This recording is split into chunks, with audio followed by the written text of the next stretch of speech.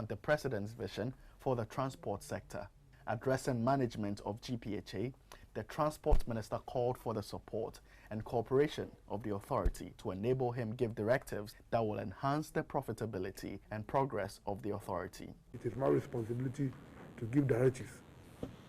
And without your support or your cooperation, I cannot give that directive. And if you support me and I don't give directive to, there's always a lacuna.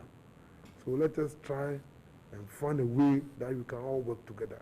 The Director General of GPHA, Michael Lugoje, pledged the commitment of management of the authority in ensuring that there is a fruitful relationship between the ministry and the authority. We'll continue to do the best that is required of us and also work with the ministry to ensure that government's program for the port sector is well executed and government's objectives are attained for the sector. The delegation, which also included the Chief Director of the Ministry, Mabel Sego, toured the port of Tema, where they were addressed by the Harbour Master, Captain Francis Kwesi Micah. Apart from the GPHA crafts that are in here, we have other players in the port. Just opposite us, we have the craft belonging to GMA, who often at times, because of their designated function, go on patrols to facilitate their port-state control and at the same time environmental checks. They also proceeded to inspect the progress of work at the MPS Terminal 3, where the construction of a fourth berth is ongoing. Compared to STC would not go to every trot station to drop off people. So the STC of a ship would come here, it will drop the passengers, in which cases the container, and then the transshipment vessels, the smaller vessels will come and pick them and take them to other ports on the west coast.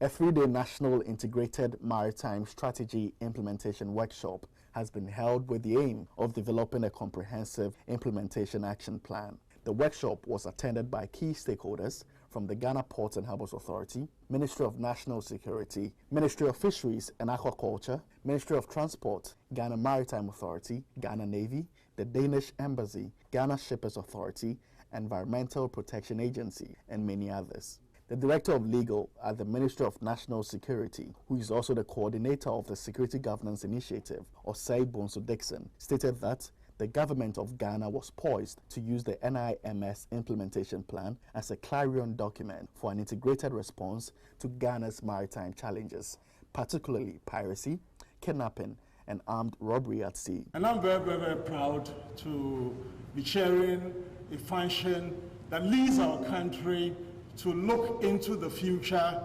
deep and be able to bring interagency efforts to bear on our own strategy, a strategy created by a lot of the members of the Ghanaian government, particularly security structure and also its private sector. The Deputy Director General in charge of operations and technical at the Ghana Maritime Authority, Daniel Apiening, called for a thriving, robust and sustainable maritime governance structure to reap the benefits of the blue economy. The National Security Coordinator, Major General Francis Edu Amanfo, retired, stressed the need for solutions to be obtained to address ocean governance challenges. It is imperative for us to examine these evolving paradigms in search of effective solutions to our ocean governance challenges. But more importantly, to harness the great potential that the country's maritime commons present. So those were some stories by way of news in the local maritime and transport industry. And we will now go for the Goyle TV market. And remember, the Goyle TV market is all about showcasing the services and products of one of our lead sponsors, Goyle Company Limited. And today's edition of Goyle TV market comes to you from the Kumasi Santasi Runabout service station. In the service of the nation, north, south, east and west, wherever we put you first. Goyle, Goyle, Goyle is good energy. Goyle is good energy. Service is so friendly to the nation.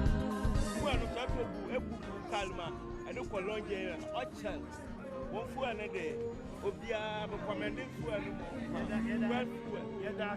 well, Yedikala, the Cashe, idea. Now, what Cashe open fuel biato, say a super, say a diesel, say a lubricant. Nina, well, and Yedikai. Oman Payika, Oman Payaka, ministers, Speaker of Parliament. Any will be a car, be a soldier for carcass here, please go on. At the end of the day, police for carcass here, Nina, work, and yet the good. Senya and Comonto. Say, Papa, Ever go on Payika, Evan engine for you. Well, you shoot petrol, and I said diesel. Oba Goy Station, also pay diesel gamma. Now, lubricant be army, and no one will the woman. If it's viscosity and a performance. If you are good, all you do how you sue. So what I'm so children are cool. Ulusuno and Korean. It's the game as you say, Yadi, she said, it's me set temperature up to 50 degrees Celsius per annum. Over to me, use our oil. It's meant to you, Yabon, where you super motor oil. Your woman are your super motor oil, and your motor oil, and your diesel. We know anything here. Say, baby, now we see diesel car, and now we see petrol car. Now all you be anywhere. Grab a power, wait till the walk. What oil? It's a big care of petrol cars and a diesel car. Run 95. Your car run one. Run your dynamo and your petrol. Now what thing? It's here. 80 you have the number and a head is number may possible. None of more than so you have possible. If you have petrol, no more than a what's and also in the highest. In addition to that, and I said, yet a close to one extra benefit, and I said, a young person, you are a day, our home mouth. If we say, before you buy a Espino, and I'm told you, a started the year, now me can't enter to move on. But if we say, me toss up to one, Saturday, it is true on one, and I can't have a criminal, minimum higher. Well, and I'm talk, you could be careful, you see, now go. It's me, and I'm a son of a brother, Uncle here, baby, a boy, a walk, Uncle took for a man, you talk, before I will go to the station. I have seen my two for had it be a Bancho, listen, you should go. But product is very, very nice. I said, oh, yeah, you should be. Because I used to gas, I used to be by a bar going on the outside. It's something terrible. Yes, it will be a couple. I'm more eyes had it, you know, it's very nice. To be able to be 9-1. God, Papa. North, south, east, and west, we always stand for the best. Goil is good energy. All right, so that was the Goil TV market, which came to you live from the Kumasi Santasi service station. That's the Santasi runabout. It's now time for us to zoom into our main discussion for tonight. And tonight we are talking the NIMS. That's the National Integrated Maritime Strategy. Like I told you, in the course of the week, the creme de la creme in the maritime industry assembled in the Eastern Regional Capital, Koforidua, to draw a roadmap for the implementation of this particular strategy. And so we've assembled a team from CEMLAWS, that's the Center for Maritime Law and Security, to discuss this particular workshop and also what indeed the NIMS is about, the National Integrated Maritime Strategy. What is it about? Is it the panacea? That's the question we're asking tonight. Is it the panacea to maritime insecurity in our country? We talk about piracy, we talk about other illegal activities, you know, off Ghana's coast and all that. And in, you know, neighboring countries, we talk about the Gulf of Guinea, we talk about Benin, Nigeria, Cote d'Ivoire, and others. Is this going to be the panacea to all the activities illegal that we witness in our waters and off, you know, within the sub-region? And so tonight, that's what we're looking at. I have two guests from CEMLAWS. One is Mr. Godfred Sowakate, who is a fellow of CEMLAWS Africa. And I also have, do I call you Mrs. or Madam or Miss? Okay, Mrs. Stephanie Locke-Larsen. She's also a research officer at CEMLAWS Africa. Along the line, we shall be speaking to Dr. Kofi Mbia on the phone lines. He is a maritime consultant, he's a legal practitioner, and he's also the immediate past chief executive of the Ghana Shippers Authority. He's such a colossus when it comes to the port and maritime industry and so on these issues. And so we shall be having him I understand we even have Dr. Mbia, who has just joined us. I can see him on our screen. And so these are the resource persons we have tonight, on the show. And so let me begin with Stephanie. Yes. So, yes, tell us about the names, the National Integrated Maritime Strategy. Yes. So the National Integrated Maritime Strategy is a strategic document that has been in the pipelines for some time over the years, drafted by a technical working group, and is a consolidated strategy on the maritime domain, which has a purpose of pushing the blue economy, the sustainability, and the ambition of creating a safe and secure maritime domain for Ghana. So that, in essence, is what the National Integrated Maritime Strategy is about. Yes. Okay, so let me come to you and find out from you how the names came into being. How did it come about? Okay, who dreamt about it? Whose baby is it? Who gave birth to it and said, look, this is what we need as a country? Okay, so let me just touch a bit on Stephanie's answer to the names. I learned something at the conference that we had in Koforidua. That was this week. Yeah. And one retired naval captain, for now I'll hold on to the name, but he said something very instructive. He said there are roads in the sea, and some of these roads are tarred while others have potholes. Hence the need to institute or create the National Integrated Maritime Strategy. To delve now into your question, the National Integrated Maritime Strategy is an aspect of the Security Governance Initiative. And as you already stated, the Security Governance Initiative sits at the Office of the National Security, right? So the Security Governance Initiative in itself identified certain security issues that Ghana needed to look at. And as part of these security issues, maritime security also featured prominently. So this was how the National Integrated Maritime Strategy was birthed. Okay. Yes. Yes, you want to add, yes, Stephanie? and so the creation of the strategy is actually hinged upon three areas in which a need for a strategy was identified. One of them being the blue economy sector, the other one, the maritime threats in the maritime domain, and the last one around maritime governance. So each of these broad areas had factors that were in need of a strategy, which was then consolidated in this particular document. Okay. So I want to find out from you how the name strengthens maritime governance, in our country. Okay. So, most often than not, when we talk about the maritime domain in Ghana, sometimes we are tempted to put all at the footstep of, say, maritime security. And in this case, I'm talking about piracy and armed robbery at sea. But the National Integrated Maritime Strategy in itself is looking at a bigger picture. So the National Integrated Maritime Strategy is also taking into consideration the blue economy. It's also taking into consideration marine conservation, marine protection, as well as piracy, armed robbery at sea, IUU fishing, and the likes. And NIMS in itself is strategic in that with the blue economy, NIMS is looking at how to improve the livelihood of coastal communities. And it is important for us to know that about 50% of the population live within 50 kilometers of the coast.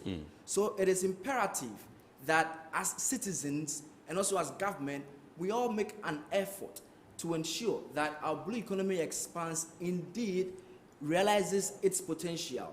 So just as we see the challenges and the issues that the ocean brings with it, the ocean too has prospects, it has opportunities. And this is what the NIMS is actually looking at addressing, to get that blue economy running. Because with a thriving blue economy, jobs are created, livelihood goes higher. And what also happens is that issues like piracy and robbery at sea is likely, in fact, are likely to come to a minimum, because why do some of these people engage in the activities that they do? And if you carry out extensive security research analysis, you would understand that some of these things have to do with the low level of the low standard of living that some of these people in the various coastal communities find themselves in. All right. So I know we'll delve into some of these things when we get to the point where we'll be discussing the strategic objectives, which we would want to expatiate on, in the course of the program. But let me bring in Dr. Emmanuel Kofimbia, who is a maritime consultant, a legal practitioner, and immediate past chief executive of the Ghana Shippers Authority. Good evening, Doc, for joining us. Thank you very much for your time. And I will just straight away want to find out from you what you make of this workshop that took place in the Eastern Regional Capital to draw the roadmap for implementation of the names, first of all. Hello, and good evening to you, and good evening to your listeners and viewers. Thank you very much for having me. I must indicate that you can't just wish things to happen. You need to have a plan. You need to have a strategy so that once you implement that strategy, you can monitor, you can evaluate, and then see how it is going. So this whole idea of getting an integrated maritime strategy is to ensure that the various elements in the blue economy are brought together. So as was mentioned earlier on, issues such as ocean governance, issues that relate to security, issues that relate to livelihood and empowerment, getting coastal communities, all of these things will be addressed in one single document. So that while we get the economic framework right, we also at the same time are looking at issues of security, etc. So this is a very comprehensive document.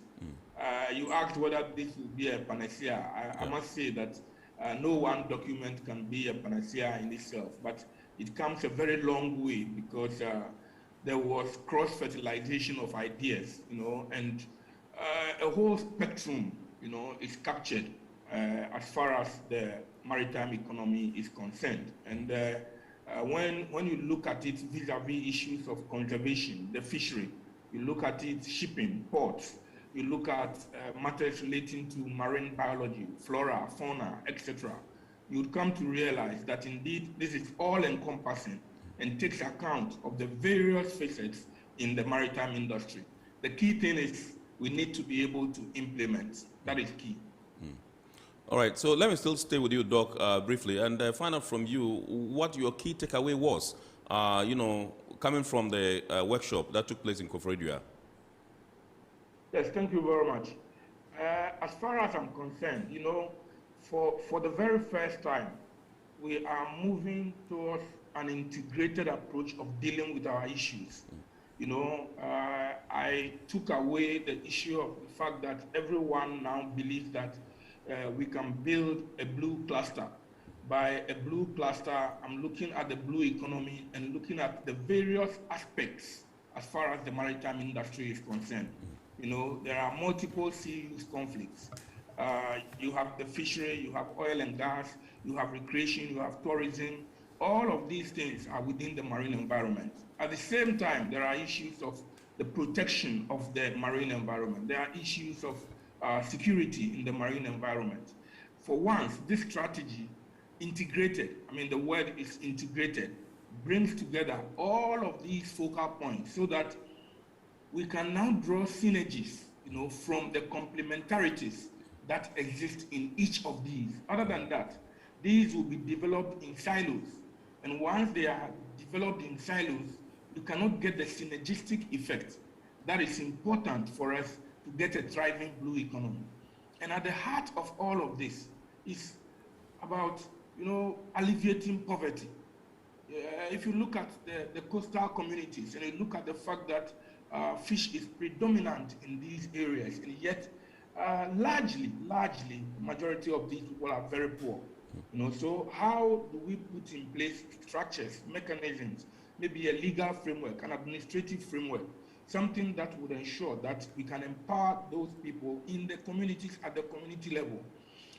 For example, it came out at the workshop that, look, you cannot fight piracy only from the top. You must have a wide spectrum, because even those in the coastal communities, they can act as intelligence, you know, for maybe the Navy, for the Marine Police, for people who are trying to deal with the issues of piracy and armed robbery at sea. So that focus of getting everybody together and letting the communities also understand. For example, if you talk about the beaches and talk about recreation. Doc, not to cut you, but could you please move a bit to your right? My producer say you are sort of like in a corner, so to speak. And I think you've gone too much to the right as well. So a bit, absolutely. I think this position is better. Fine. Yeah, it's fine. Now? Absolutely, it's fine now. Okay. It's fine. Yes. Okay. My camera is telling me I'm in the middle. So okay. Yeah. So okay. Yes. Let's proceed, Doc. Thank you very much. I hope it's okay now. Absolutely, it is. It is. Yes. Yeah, it's okay. Yeah. So what I'm trying to point out is that for the first time, we are talking about an integrated strategy that takes into account bottom-up approach so that the communities themselves are involved. I was talking about the beaches. We're talking about plastic pollution. Can we get them to understand? And this strategy puts in place measures that ought to be used to get the communities to understand why they need to preserve the environment and the benefits that will accrue to them if they help towards the preservation of the marine environment. So these are very critical things that have been discussed. But as I said, it's still work in progress. So we are hoping that we can take off from here and then get something working as far as the strategy is concerned. All right. Thank you very much indeed, Doc. I'll be coming to you, but let me come to Stephanie in the studio and find out from you what some of the key issues were that came up during the workshop in Koforidua. Well, some of the key issues have to do with why the strategy came into place in the first place, and what the strategy also addresses is the matter of interagency coordination. In Ghana, we have many agencies that deal with maritime matters, activities, and so forth. And so, one of the essential points is to create a way of harmonizing their efforts and their work, their mandates, their way of operating to ensure that some of the objectives of the NIMS can then be achieved. All right, so Godfred, would you want to tell us perhaps what the outcome of this particular workshop was? Okay, so the outcome of this particular workshop was to build or get the building blocks for an implementation plan. Because the whole idea is that we want to kick the ground running. Immediately the names is endorsed, or should I say approved. We want to hit the ground running. So we don't want the situation whereby we would have to reconvene and have, an implementation workshop just to get it running. So what we have done is we have been proactive by going ahead with this implementation workshop. So like you rightly said, this NIMS has 6 strategic objectives. And what this implementation plan workshop sought to do was to look at each of these objectives. Under each of these objectives, we had priority actions. So at the workshop, we had groups. So each group had priority actions that they were working with. So you take one priority action, you dissect it, you deliberate, and you look at some of the rational outcomes, the time frame. How do we monitor and evaluate and be sure that we've actually achieved that rational outcome? So this was what the implementation plan was all about. And Doc touched on something that it is important that we focus on the word integrated, because that is the most important thing. Right. It is an integrated document.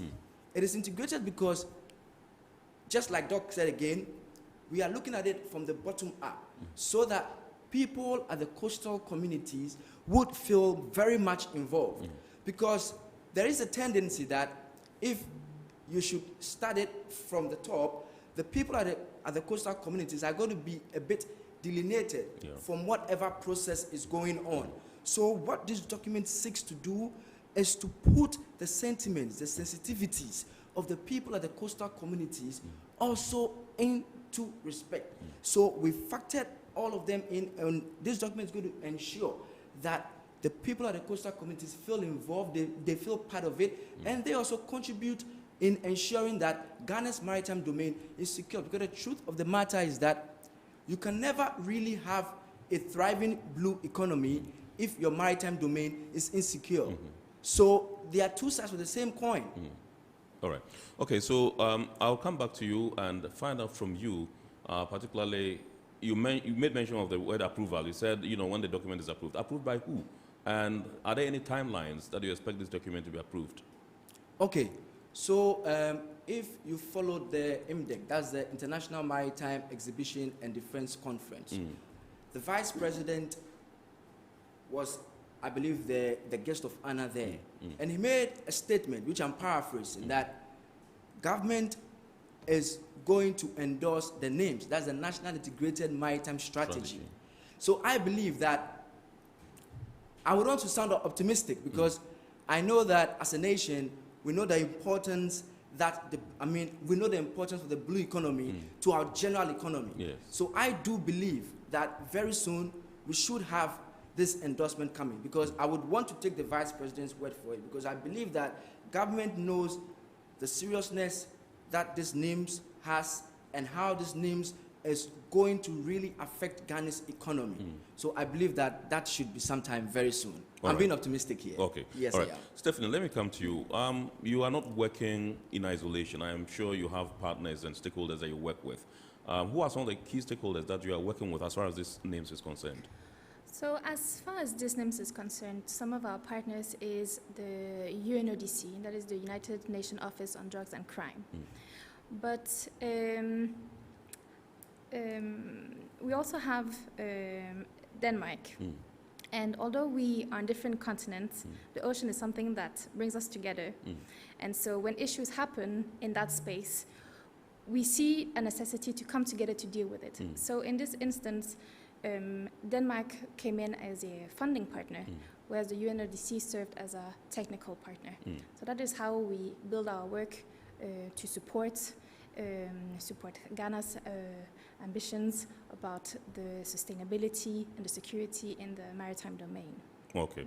All right. I'll come back to you just one and take a look at how practicable you think that this implementation would be. But let me go back onto the phone lines and speak to Dr. Kofimbia and find out from him. Doc, if you are still with us, in our last discussion, when you were in the studio, we talked about piracy. And one of the issues that came up was the fact that Nigeria was able to resource its agencies to be able to patrol its waters. They've been able to acquire, equipment and choppers and all that does, in boats, that does the patrols for it. And here, we cannot talk about names while eliminating piracy. I want to find out from you whether you think that we can do this alone or we need to rope in our neighbors. Nigeria, for example, is very key, and other, countries around us, because we're talking of the Gulf of Guinea here. Is it important that we look at them and perhaps invite them to join us so that we can have a smooth implementation as far as the NIMS is concerned? Yes, thank you very much. I think Stephanie just made the point that because of the interconnectedness of the oceans, it becomes very important, for us to realize that no one country can do it alone, and there is the need, therefore, for communication, for intelligence, for information sharing. In fact, the Yaoundé architecture, for example, makes it quite clear that no one country can do it alone, and therefore the collaboration among the states becomes very important. I mean, you indicated that Nigeria has resourced its navy. If the other countries along the coast do not resource their navies, then what happens is that you will be shifting the acts of piracy and armed robbery at sea from the Nigerian waters to those of Benin, Togo, Ghana, Cote d'Ivoire. And that is why it is important that this is looked at holistically, and then we will be able to deal with the issues of piracy. So it's important that because of the interconnectedness of the ocean, the countries need to work together. It's imperative. Now, let me also stick with you still, Doc, and find out from you whether you think that we can be able to force, in quotes, successive governments to stick to this particular strategy so that we don't deviate or depart from it. Yes, because it looks as if we have some amount of enthusiasm from this current administration And if they are able to approve, so to speak, this particular strategy, and it is implemented, there's the need for us to ensure that it is, sustained and not perhaps, thrown overboard when a new person comes in. I mean, in a lot of the discussions, I had the opportunity to be in a few groups. And in a lot of the discussions, one of the critical elements is as you break all of these things down, you ask yourself, where is the resource going to come from? Where is the funding going to come from? And remember that without the political will, so I underline that, the political will, it is critical. If this plan can be put in a glossy document and have all of the fine things, but if we don't execute, if we don't implement, if we don't take the steps so that we can get the rational expected outcomes, then it will be an exercise in futility. So the political will is essential, and the funding mechanisms. For almost every activity, we tried to point out where should funding come from in order that you can execute. Otherwise, we will have something fine on paper. If there is no money to execute, you will not be able to implement it. And at the end of the day, it will only be one of the nice documents that we have kept on our shelves. Now again, Doc, we cannot do this. This cannot see the light of day if all the agencies that plays various roles in the maritime industry do not come in head on and put their hands on deck and say we have to do this, together. If some adopt a lackadaisical approach, some sit back and think that, okay, this does not concern us, and so we are not going to perhaps contribute, or we are not going to prefer solutions, we are not going to get into the discussion. It means that we'll be doing this and then we will not be as effective and efficient as we are expected to be. Do you have a word for, such agencies and institutions who may be contemplating? Yeah, I mean, it's important. In fact, it is critical. I believe I heard Stephanie mention that one of the areas we're looking at has to do with governance, governance, so maritime governance. What are the key issues? The key issues in terms of maritime governance has to be the fact that we have so many institutions. Sometimes there are overlapping mandates, and sometimes there are gaps also. Despite the fact that we overlap in some places, in other areas there are gaps. So one of the key things that came out of this workshop was to try as much as possible to do an audit of all of the institutions that exist in the maritime industry. Come out with the institutional mapping that will tell you the various institutions, what their roles are, what their mandates are, what are the gaps, especially when it comes to the matter of legislation. So we must get that right, and then we can put in place an appropriate legal framework so that that legal framework can then identify the very important roles of the institutions, the various organizations, the entities that are within that space. So they will collaborate with each other, but at the same time, their roles will be well defined such that we minimize the overlaps. Because certainly there will be overlaps, but the whole idea is to try and minimize the overlaps, and that is critical. So the institutional framework is key, because these things cannot be done in a vacuum. They ought to be undertaken by institutions. So where you have conflicts between the institutions, you cannot get anything done.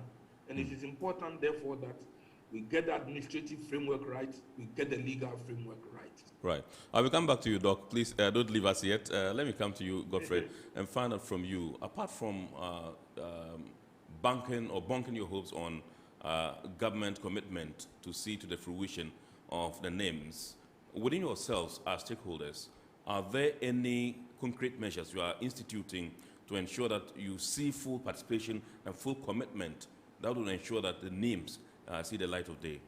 Okay, thank you very much, Kennedy. But before going to this question, I would want to touch a bit on the earlier question that you asked, Doc. Okay. I don't know if Doc would agree with me, but I've always said that the ocean in itself is political. The ocean in itself is political. But when it comes to the internal waters of Ghana, it knows no partisan politics. The territorial waters of Ghana knows no partisan politics. The EEZ and continental shelf of Ghana knows no partisan politics. So it is actually imperative that government, successive, take into consideration what this document has to offer. Because this document is a living document. It is a living document in the sense that you would agree with me that policies do evolve, policies do change, policies do see tweaks here and there as and when the years go by. Because as and when the years go by, sensitivities are changing, certain cultures are changing. So it is very, very imperative that successive governments do stick with this document and stick with its implementation plan. Not as it is, but as that period would demand it to be. Now, to your question, yes, we hope that government does the endorsement, but in the same vein, we, and I want to use SEM laws as an example, we also believe that as civil society organizations in this maritime domain, we also owe it as a duty to ourselves, to our country, and to the citizens to also initiate certain processes, to also engage certain stakeholders. And the media is one stakeholder, and that is why we are actually happy that we have this platform to explain the names to Ghanaians, so that Ghanaians can also buy in. And when Ghanaians buy in, I believe that, like I said, I'm optimistic that government is definitely going to endorse it very soon. But stakeholders actually do also have a role to play here. And that is why we have not waited for it to be endorsed or approved to have an implementation plan workshop. We have gone ahead to start the engagements for an action-oriented implementation plan. I would want us to put that qualification to it. An action-oriented implementation plan, because you did intimate that what is the practicality of this. An action-oriented implementation plan. And like they say, it is important that every strategy falls on an implementation. And so the implementation workshop that we went to, the practicality hinges on the experts that were present. The practicality of it hinges on the discussions, the deliberations that went on over there. We had presence from academia, we had presence from industry, we had presence from the over 20 relevant MDAs, as the ministries, departments and agencies that are within this maritime domain. So it was not just a talk shop, it was actually a workshop that sought to it that certain rational outcomes are achieved while we still build on others. So that is the practicality that I will put to it. All right. I'll come back to you and I'll find out from you whether there was any communique at the end of the workshop. And like I said, I want to find out, I'll be asking Dr. Mbia the same question, how soon he thinks or he wants the names implemented and all that. But Stephanie, I want you to tell us the involvement of the United Nations Office on Drugs and Crime and the Danish government in this particular, names thing. So, like I mentioned, the government of Denmark serves as a funding partner. So they have an interest to assist in creating a safe and secure maritime domain for Ghana. Now, the UNODC comes in as a technical support. So they enable us at SEMOS Africa to organize such an event, to gather the stakeholders, to reach out to as many stakeholders as possible at all levels, to come together and then deliberate and debrief on this instance, which was the NIMS. Okay. So that is the extent of their work. Okay. Yes. Are they going to be with you all through the way, or it was just for this particular workshop that they stepped in? They are with us throughout the work, process. the process. Okay. And they will be with us for the upcoming workshops, for the next step in the implementation plan, to also see through that what we start together comes to a turning point where we can see some practicable results. Okay, my understanding from your pronouncement is that you have a series of workshops lined up. We have workshops lining up to continue the work that started this week in Kafridia. Okay. To continue the discussion, yes. Right. Okay. So, Doc, if you are still with us, please, I want to find out from you how soon you wish that the NIMS would be implemented. Hello, Doc. Can you hear me? Yes, I can hear you, Doc. Yes. I'm saying that I wish it was implemented yesterday. Wow. Yes. You know, one of the critical things. Can you hear me, Kennedy? Yes, I can hear you, Doc. Yes, one of the critical things we spoke about at the workshop had to do with marine spatial planning. Marine spatial planning. Doc, it seems you've gone back to your, you've shifted back to your corner, yes. Now you're back. Okay. You're back, yes, sure. Okay. You're in the middle now. There is only one ocean front. You get me? There is only one coastal front that we have. We don't have two, we don't have three. So from maybe Aflao all the way to Axim, that is what we have. And if we don't plan its use appropriately, with what is happening now, we will be losing our coastal areas. And that is why marine spatial planning is so important.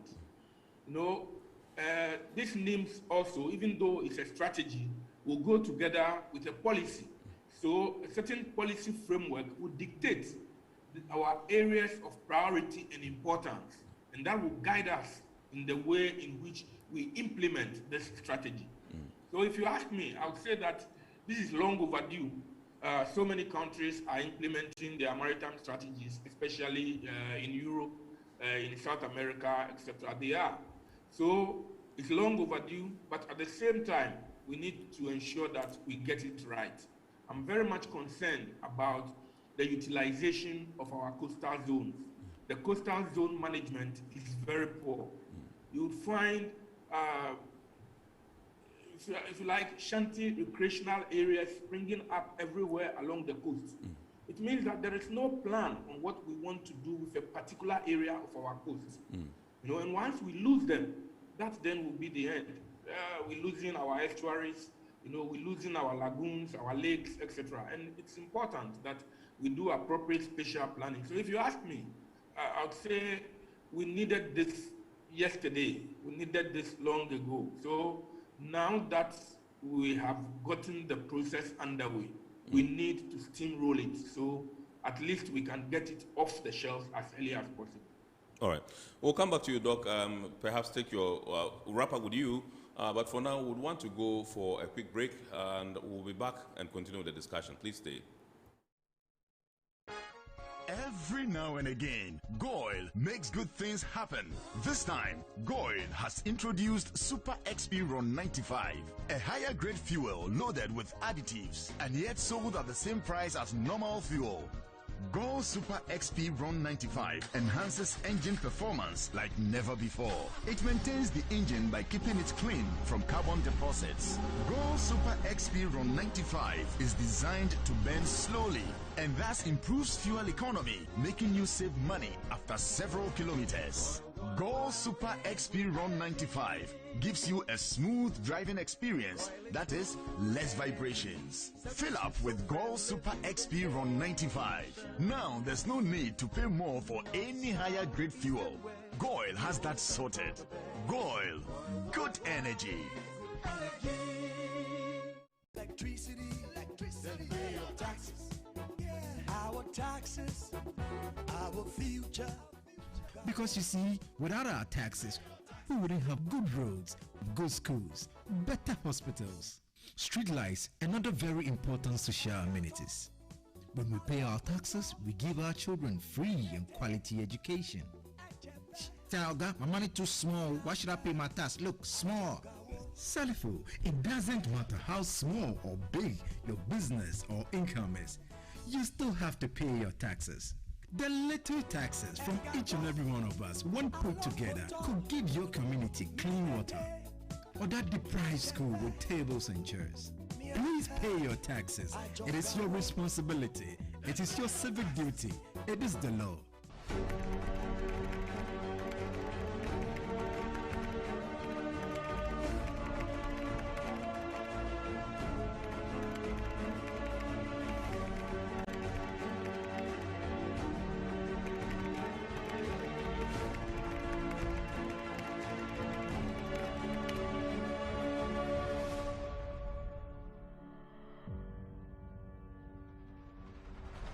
right, so you're welcome back, and this is Metropolitan Television. The program is Eye on Port, and tonight we're discussing the National Integrated Maritime Strategy, National Integrated Maritime Strategy, and we said that during the week there was a workshop, a 3-day workshop, to draw the roadmap towards the implementation of this particular important strategy.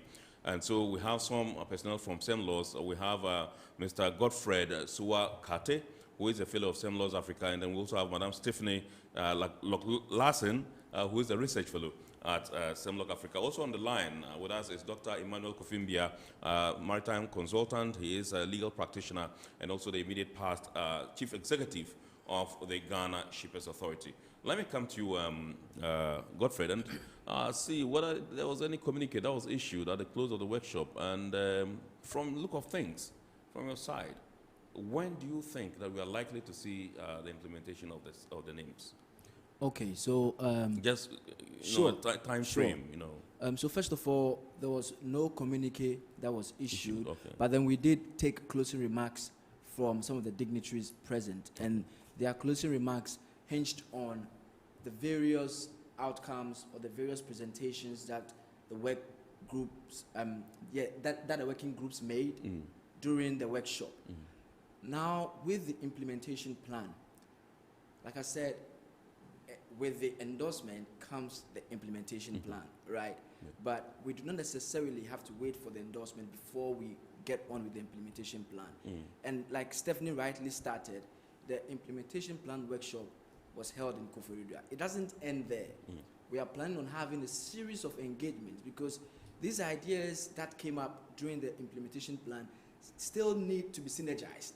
We still need to harmonize all these ideas. And we need to do so again with the various MDAs that fall in our maritime domain. So I believe that very soon we should see things rolling. I cannot really give a definite time, but I do believe that very soon we should see things rolling. And then we'll be having more of these engagements. We'll be having, because we need to solidify the implementation plan so that immediately it is endorsed, we are on the road. All right, Stephanie, you are in charge of research at SEMLAWS. Let me find out from you what the level of engagement is, what the level of cooperation, as it were, from other stakeholders is, and whether you think that they are giving you the desired, attention. The engagement from other stakeholders is immense. I mean, we saw it at the workshop. All participants that were there come with their input, their very useful insights, and we're able to use this to then, as Godfred mentioned, take it to the next level and harmonize the input. So we are seeing a lot of enthusiasm around it, of course a lot of expertise in their contribution, and that serves to develop the next step. Who are some of these stakeholders? I know the Ghana Ports and Harbours Authority was there. I know the Ghana Maritime Authority was there. I know the Ghana Shippers Authority was there. I know the Navy was there. The Navy was there. Yes. The Marine Police was there. The Fisheries Commission was there. The list is very long, and we don't want to omit anybody. It's a very tall list. It's a very, very long list of all the relevant ones that are also mentioned in that are also part of the objectives in the strategy. Right. Okay, so let's take a look at some of the areas that the names will be covering besides piracy.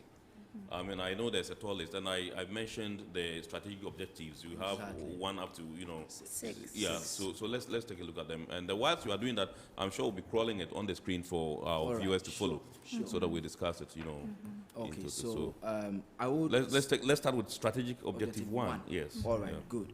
So with strategic objective 1, we are looking at strengthening the framework for maritime governance. So that is what strategic objective 1 is actually looking at.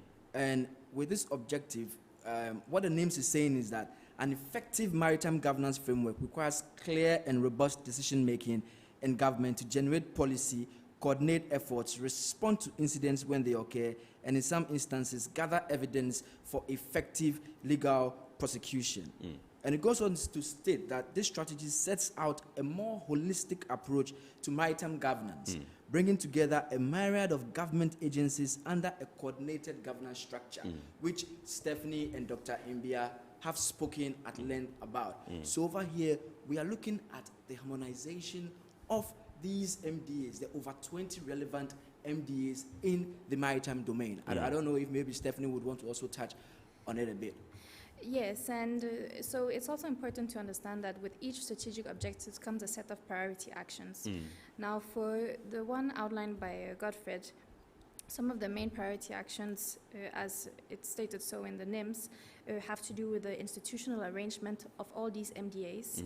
It also has to do with the legal framework, and it has to develop these mechanisms for accountability to be sure that we see the outcomes that we are looking for. Right. Yeah. Okay, so it says, you can see it on the screen. It says strategic objective 1, strengthen the framework for maritime governance. Priority action is, that's 1, is to transform institutional arrangement. Priority action 2, strengthen legal framework. And priority action 3, develop mechanisms for accountability. So let's move to strategic objective 2.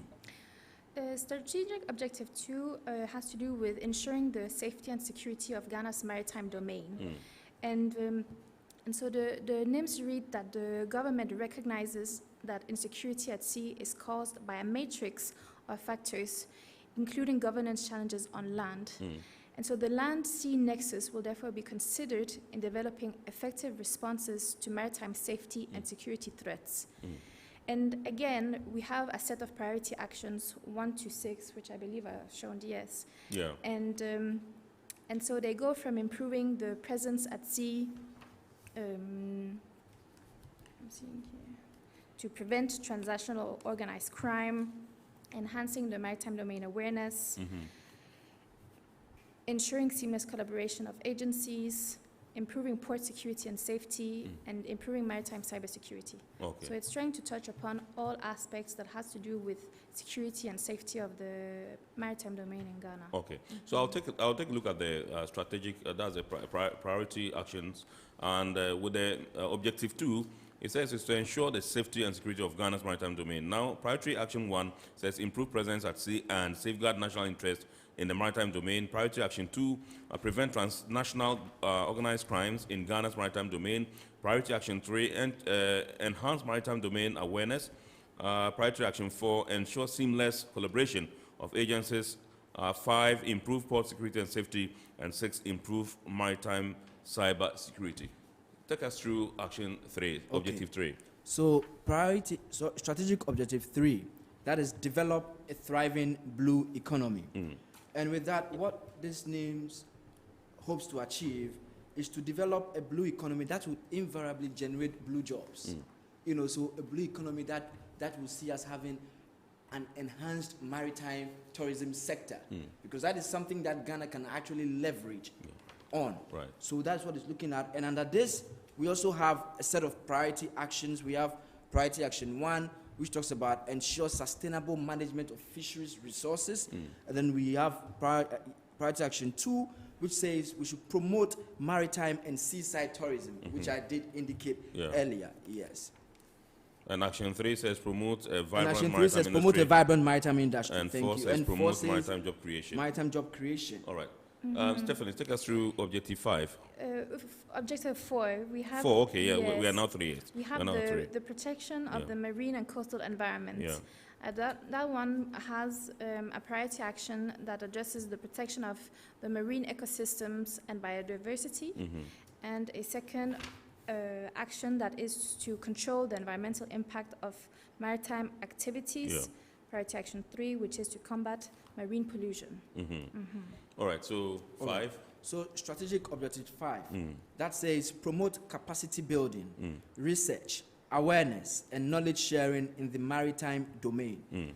The NIMS recognizes the importance of research with regard to Ghana's maritime domain, and even by extension, the development of our blue economy, and even ensuring that we have a secure maritime domain.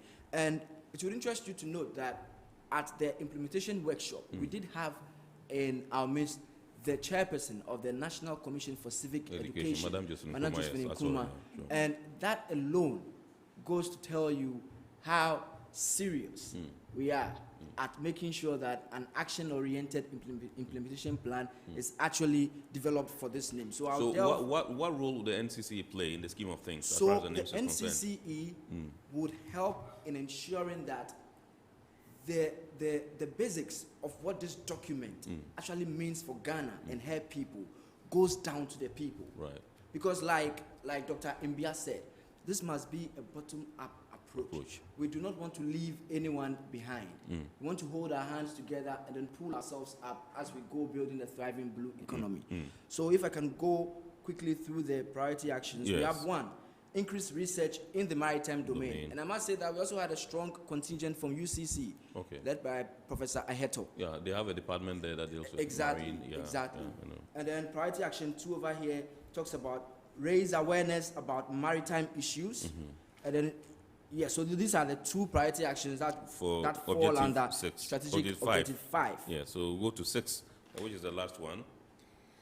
Strategic objective 6. It says develop a dynamic and diversified regional and international cooperation. Would you want to expatiate on that? Well, yes, because although the NIMS doesn't explicitly state any priority actions, during the workshop, it became a point to dive deeper into it and see what are some of the concrete actions that can be taken. So we developed 3 priority actions. One saying that we need to strengthen the existing regional and international cooperative framework. Another, develop mechanisms for efficient regional and international cooperation, and to designate focal points for international cooperation. Right. So these are some of the actions that we see are necessary to ensure that this objective sees efficiency. All right, okay. So let me go to Doc on the phones, and find out from you, Doc. You've listened to Godfred, you've listened to Stephanie, you've listened to them run us through the various strategic objectives that they have for NIMS 1 to 6. What do you make of them?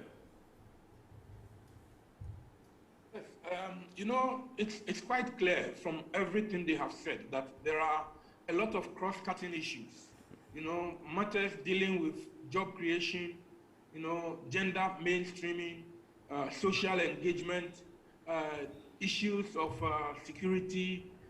It deals also with, you know, we've been talking about IUU fishing, illegal, unregulated and unreported fishing.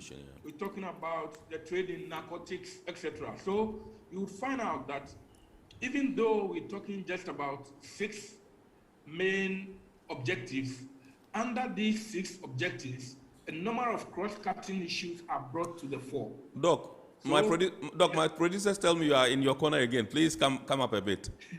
Come out a bit. Okay, let me see.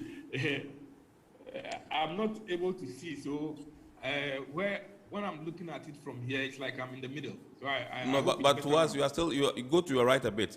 Move to your right a bit. Absolutely, yes.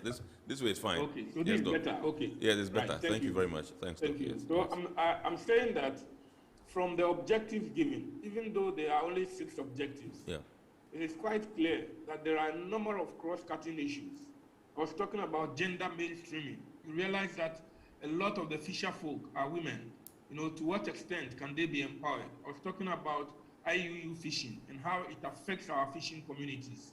You know, I've mentioned earlier on poverty alleviation. And then also I have said that, yes, we are looking at all of this, but how can one benefit the other? You know, so it is very important that we get the social engagement right. You mentioned NCCE and the presence of the chairperson, yes. The chairperson, the chairperson of the NCCE.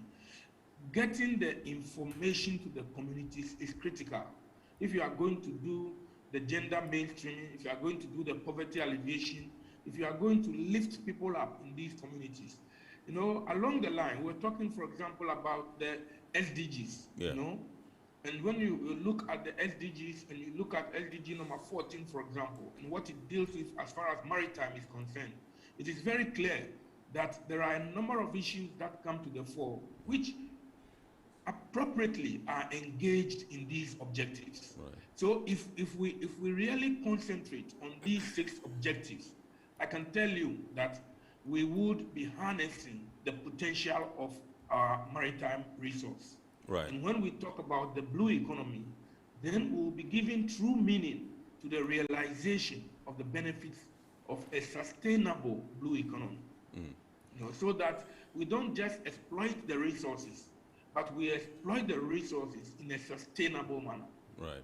And that indeed is very important and is critical. So Right. those cross-cutting issues are reflected in all of the 6 objectives.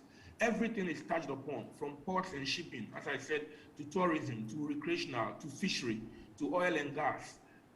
You look at the multiple sea use conflict, and how do you address these multiple sea use conflicts?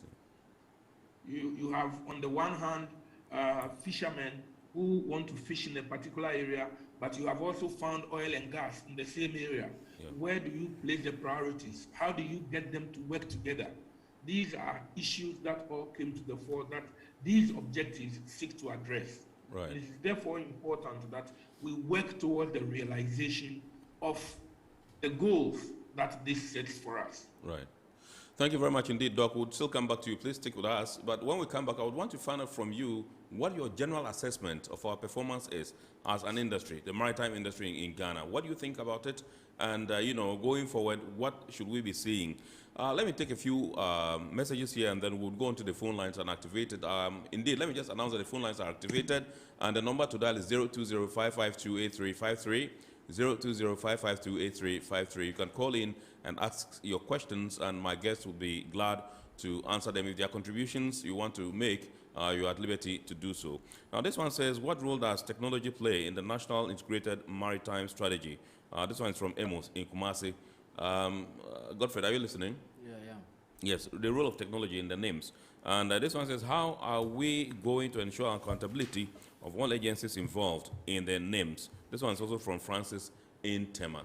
So I think that you take these 2 questions, and that's when we have calls, we would break and then pick them and move on. Okay, thank you very much. Of course, technology will definitely play a very instrumental role in ensuring that we achieve the objectives of the NIMS. And if you look at Objective 5 very well, it says promote capacity building, research, awareness, and knowledge sharing in the maritime domain. And you see, one interesting thing about this objective is that I happen to be in the working group that deliberated on the priority actions of this objective. Right. And we came to a period where we're looking at how to translate research into technological innovation. Right. Because we all agreed that research cannot be left at the table level. It has to find its way into innovative mechanisms, into innovative items, equipment that we can use in propagating or in ensuring that we've achieved the objectives of these NIMS. And so, yes, we've taken into consideration technology, and of course, partnerships are key. In this maritime domain, it's not, you don't work as an island. Partnerships are key. Yeah. So definitely, there will be certain technologies that we might not be able to produce as a country or invent as a country. Maybe another country has been able to do that. It's important that we approach them, look at the use of it, see how best it fits in our maritime domain, and then bring that in. So technology fits in the middle of the National Integrated Maritime Strategy. Okay. All right, Stephanie, the second one has to do with the issue of accountability. How are we going to ensure accountability of all agencies involved in the NIMS? Accountability is definitely a central point of the NIMS. It's one of the guiding principles of the document, but it's also a priority action, a direct priority action under the Maritime Governance Strategic Objective. So there has been put a lot of emphasis to make sure that we develop these mechanisms to ensure the accountability, and that is part of the implementation plan to now come out with implied task that falls under this priority action to see how at best we can achieve this result. All right. So I'll come back to you, Godfred, and all those other things besides piracy. What are some of the key things that this particular strategy will be looking at addressing? Okay, so like I initially said, this strategy is not all about piracy and armed robbery at sea. We are also looking at IUU fishing. We're also looking at marine conservation. And for me, when we take when we take priority strategic objective 4, protect the marine and coastal environment, and we come to priority action 1, which says protect marine ecosystems and biodiversity. That is crucial, because in protecting marine ecosystem and biodiversity, we ensure that the value chain of the marine ecosystem is preserved.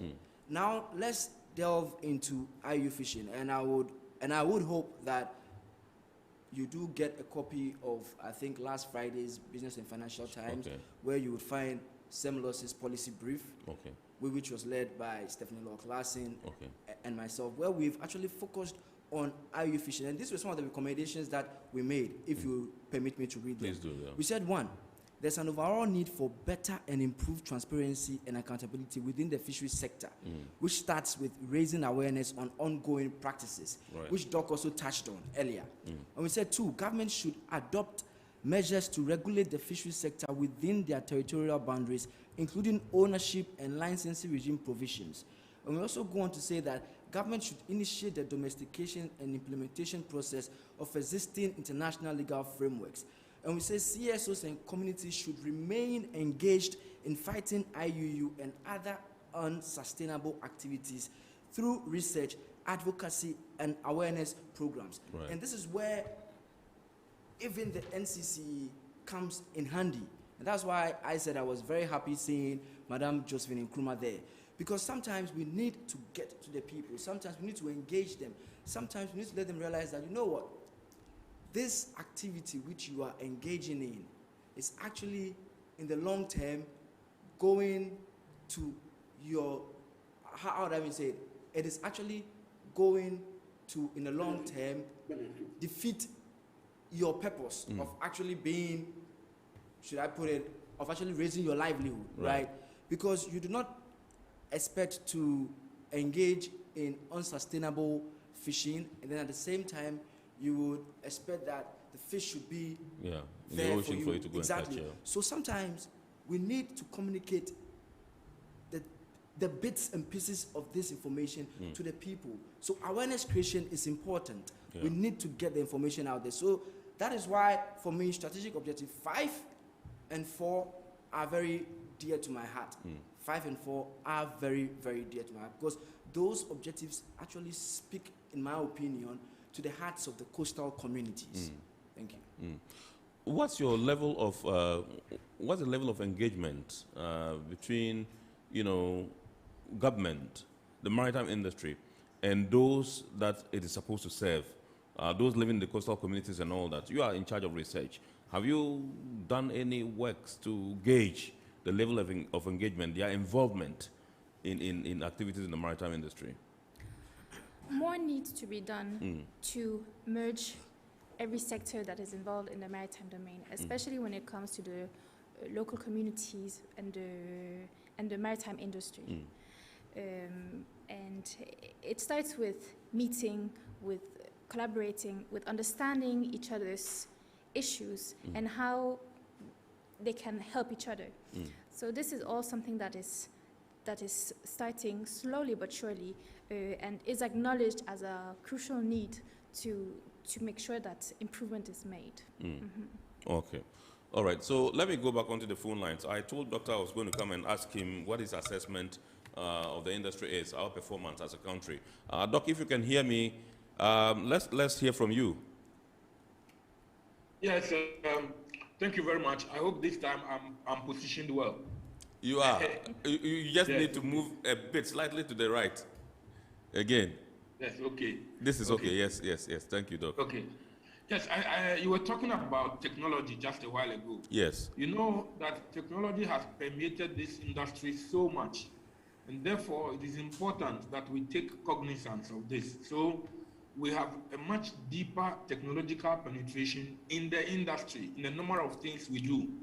In other parts of the world, say in Korea, they are having now what they call maritime technoparks. Maritime technoparks. These are technology parks, you know, that do a number of things that relate to the oceans. Today, people are they are getting electricity from the wind. They are getting electricity from the waves. So wave energy, wind energy, they are things that we need to be looking at. As we look at renewable resources, because it is also critical in our plans for conservation that we take on board these things. So as far as technology is concerned, there is a lot that we need to do in order that we can at least, if not be at par with those who have taken the lead, come closer to them in the realization of some of the objectives that have been mentioned. We were talking about generally how we have fared. Yeah. I would say we haven't fared badly. We haven't fared badly. Unfortunately, there is a lot more that we can do. You know, today, even if you take the newly developing countries, you know, you would realize that for a number of them, the shift now is from green to blue. Those who have oceans are looking towards the oceans as a way of lifting up their economies, as a way of generating growth. And it is one area where we can benefit a lot. So if you ask me, I would say that if we were to adopt what I have referred to as the blue cluster approach, building maritime clusters, so that wherever we know that we have an ocean front and we can benefit from the resources of the ocean, utilize our mechanisms and get an integrated development, we need to do that. For example, if you take a country like Korea, you know, they have developed a number of things around shipbuilding. Shipbuilding alone, you know, has a number of industries that come to relate to shipbuilding. We have had our Tema shipyard and dry dock, you know, emerged every time in some controversy or the other. You know, but this is a focal point that from there we can have a lot of connectivities to the shipyard and dry dock. Our steel industry will grow, our fishing industry will grow, we'll be able to now have our own boats. People will cut down on the fronting in the shipping industry. So one focal point like the shipyard and dry dock can be a driver, you know, and would catalyze a number of other things that relate to it. So if you ask me, we have not done badly in the last decade, but looking forward, I think there is a lot more that we can do in order that we can benefit from the very vast resource of the oceans. Right. Thank you very much indeed, Dr. Mbia. We would like to appreciate you for taking time off your busy schedule. I know you are not in town, but you found time to speak to us on the show. We are grateful to you. We would always reach you, you know, as a colossus in the maritime industry. Thank you very much indeed. We are grateful to you for joining us on our report tonight. Let me come to you, Godfred. You heard Dr. Mbia, and you heard what he said about the industry and all that. We don't have enough time left on our hands, but I just want to find out from you what you think that we should be doing as an industry to get us there. I believe Dr. Mbia has taken the wind out of my sails. But that being said, I still believe there's a lot that we can do to get us there. And I'll touch on just an aspect of what Dr. Mbia said. I was in a conference in Shanghai, I think somewhere last year or last 2 years, and I met one US senator. So during our chat, I asked her, what happens in Alaska? And I'm sure we'd say in Alaska, you might have a wind of the person I'm talking about, Lisa Makoski. So then... Who's Lisa Makoski. Yes. Good. Who's that? That's US senator from Alaska. Okay. So then she starts engaging me, and we start talking about marine renewable energy, which Dr. Mbia spoke of. And then she says that, okay, in Alaska, what they have done is that, and they are piloting it. I don't know whether it's on a full scale now. But she said with the pilot, what they've done is that they've taken the coastal communities of the main grid, and they've created a microgrid for them by using marine renewable energy. So tidal wave, you know, I mean, they have wind power and all that. And I found that very instructive, and I found that very novel.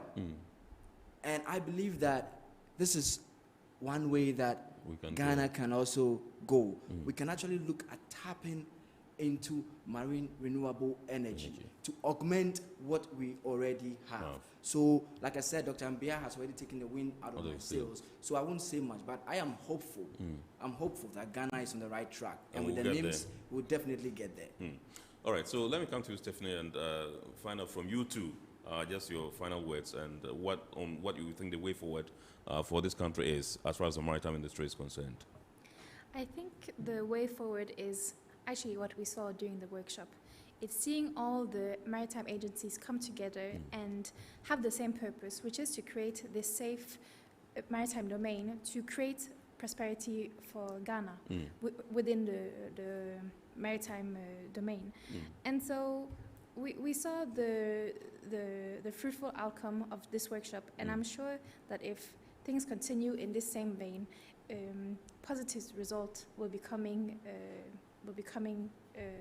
our way Ghana's way as a country. Yes. Okay. Yes. So finally, to you, Godfred. Stephanie mentioned the fact that you had a series of workshops lined up. Well, I want to find out from you where they are going to be taking place and the durations and all that. And when you want to wrap up all these workshops and then tell us that we are commencing the implementation of NIMS on this particular day. Thank you, Kennedy, for the question. Yes, we do have a series of workshops lined up. Unfortunately, I can't give you definite dates and timelines now because we haven't put dates and timelines to them. But definitely when we do, you're one of the first people we will contact to let you know the various days, the various timelines, so that, I mean, on this same platform, iOnPort, we can push some of these workshops, some of these conferences out there, and people can attend, people can zoom in, and we can all deliberate on the future of Ghana's maritime domain. Right. And I did mention before the start of the show, I did give a phrase, and I said I was going to put the name to the phrase. Sure.